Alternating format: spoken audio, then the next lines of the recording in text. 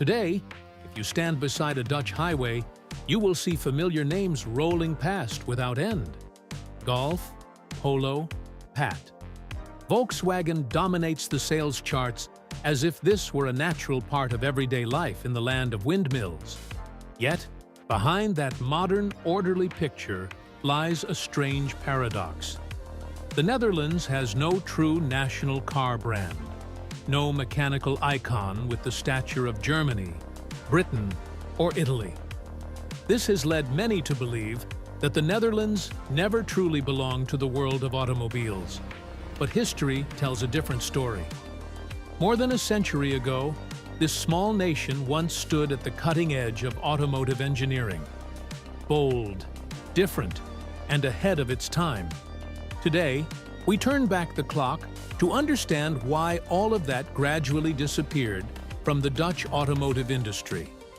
At the beginning of the 20th century, when the world was still debating whether the automobile was a luxurious toy or the future of humanity, this young industry resembled a wild frontier.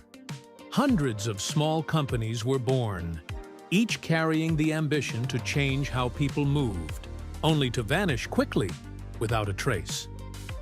In that chaotic landscape, the Netherlands, a small country with limited resources and no large domestic market, unexpectedly gave rise to a name that captured the attention of all Europe: Spyker.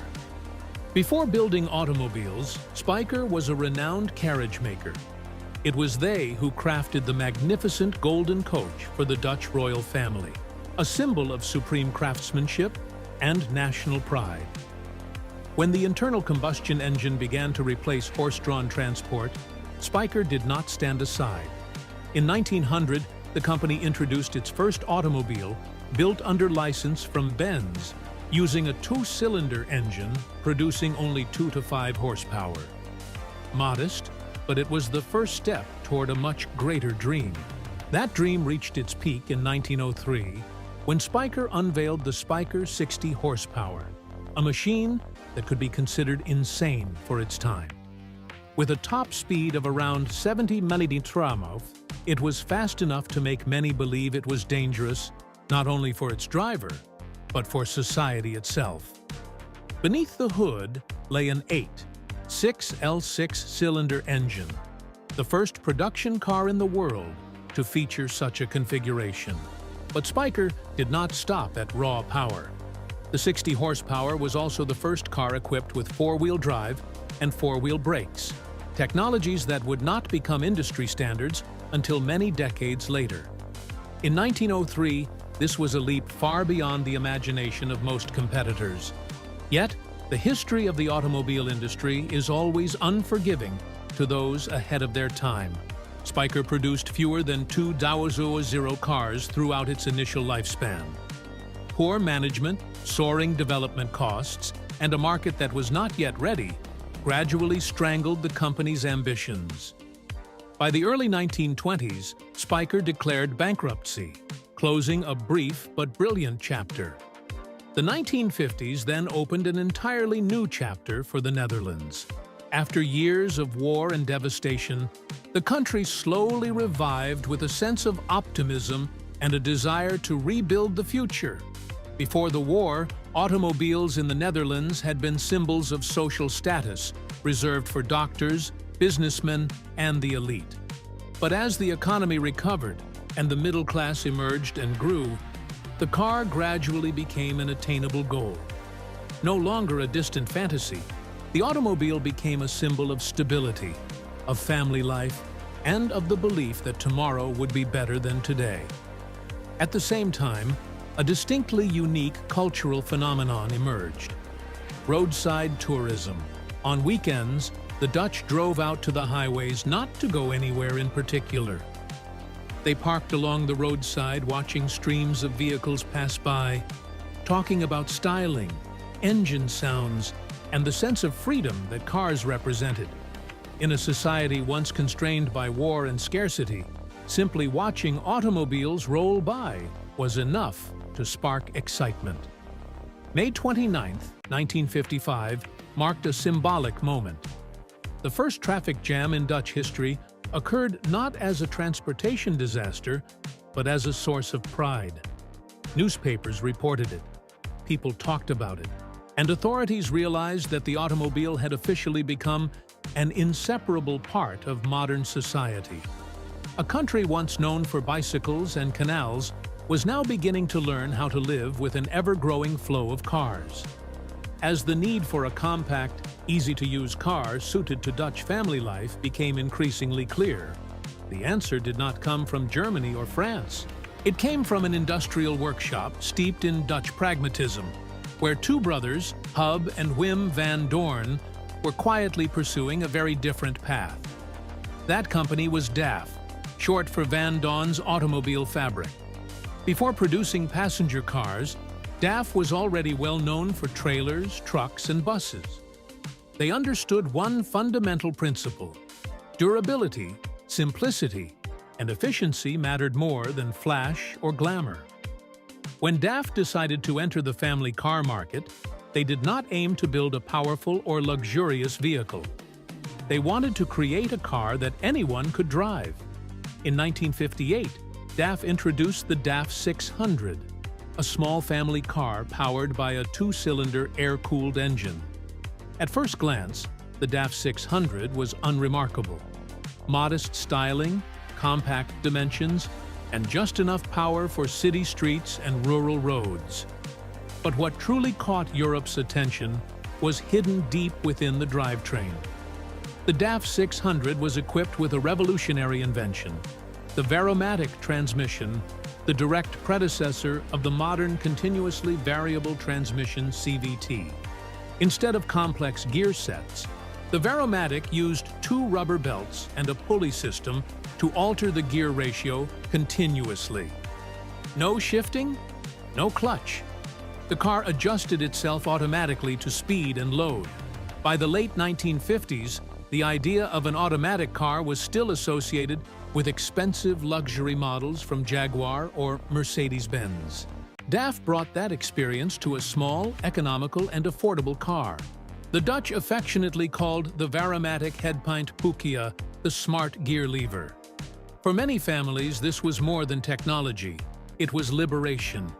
Anyone could drive regardless of age or experience. But that very advantage gradually became a double-edged sword. DAF earned a reputation as an old lady's car. Too gentle, too easy to drive, lacking any sporting feel. In a Europe increasingly obsessed with masculinity and speed, DAF struggled to attract younger buyers. Then, a strange phenomenon emerged. Almost humorous, yet destined to become legendary. Thanks to the characteristics of the Varomatic, DAF cars could drive in reverse at nearly the same speed as going forward. From this, reverse racing events were born during the 1970s to 1980s. In these races, the small DAFs unexpectedly became the Formula One of the reverse driving world, beating every other competitor. By the late 1960s, DAF's limitations were becoming impossible to ignore. While European rivals continuously improved engines, styling, and performance, DAF remained loyal to its old philosophy: compact, simple, and easy to drive. What had once been a strength now became a burden. Slow acceleration, an aging image, and a lack of new models caused DAF to steadily lose appeal, especially among younger customers hungry for speed and style. Sales stagnated, development costs rose, and the company lacked the resources to reposition its brand in an automotive industry entering an era of unprecedented competition. In the early 1970s, a decisive turning point arrived. Volvo acquired DAF's passenger car division. For Volvo, it was an opportunity to expand production and gain access to modern manufacturing facilities in the Netherlands. For DAF, it marked the end of the dream of a national passenger car brand. Transitional models such as the Volvo 66 still carried DAF's engineering DNA. But the DAF name on passenger cars gradually disappeared by the mid-1970s. At this point, many of you may be asking, if DAF had already been acquired, why did it still appear in reverse racing during the 1970s to 1980s? The answer is simple. These were not official motorsport events organized by DAF. They were spontaneous activities, festive, humorous, and deeply grassroots in nature, usually taking place at local fairs, classic car days, and community events. As the 20th century drew to a close, just when it seemed that the Dutch name had completely vanished from the automotive world, an unexpected revival effort emerged. In 1999, entrepreneur Martin de Bruin decided to awaken the name Spyker from the ashes of history. But Spyker in the 21st century was no longer a pioneering car maker for the masses. It was reborn as a handcrafted supercar brand. Small, luxurious, and extremely exclusive. Models such as the Spyker C8 embodied a rare fusion of modern supercar performance and classical mechanical artistry. The exterior design echoed 1950s racing cars with bare aluminum bodywork, exposed rivets, and deliberately hand-shaped curves. Beneath the hood sat a naturally aspirated V8 engine supplied by Audi, renowned for its durability and razor-sharp sound. The interior was where Spyker's personality shone most clearly. Polished metal surfaces, exposed gear mechanisms, and analog gauges reminiscent of an aircraft cockpit.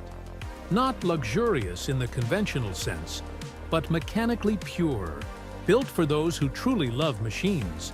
But nostalgia alone was not enough to sustain an automaker in the 21st century. When entrepreneur Victor Müller took control of Spyker, his ambitions far exceeded the company's realistic scale. In the early 2000s, Müller made a bold move, acquiring the SA brand from General Motors, hoping to revive both names at the same time. Reality, however, was ruthless. After years under General Motors' control, SA had lost the independent engineering identity that once defined it. When GM withdrew, SAB fell into the hands of small investors lacking capital and scale. Under Victor Müller, the company lacked sufficient cash flow to maintain production, pay workers, or develop new models. Assembly lines in Trollhättan repeatedly came to a halt. The supply chain collapsed. SA went bankrupt in 2011, dragging Spyker into a prolonged financial crisis. The dream of reviving a Dutch automotive legacy collapsed once again. This time, not due to a lack of technology, but because of insufficient economic foundations and scale in a fiercely globalized industry. However, the absence of national car brands does not mean that the Netherlands has left the automotive world behind. On the contrary, the country quietly changed roles from leading storyteller to backstage specialist. The factory in Born, once the pride of DAF, now operates under the name VDL Nicar. Here, vehicles bearing the BMW and MI badges are assembled to some of the strictest standards in Europe. In Tilburg, a thoroughly modern name appeared, Tesla. Tesla's assembly facility there once played an important role in completing the Model S and Model X for the European market. Not full-scale manufacturing from scratch, but enough to demonstrate that the Netherlands remains a reliable link in the global automotive supply chain.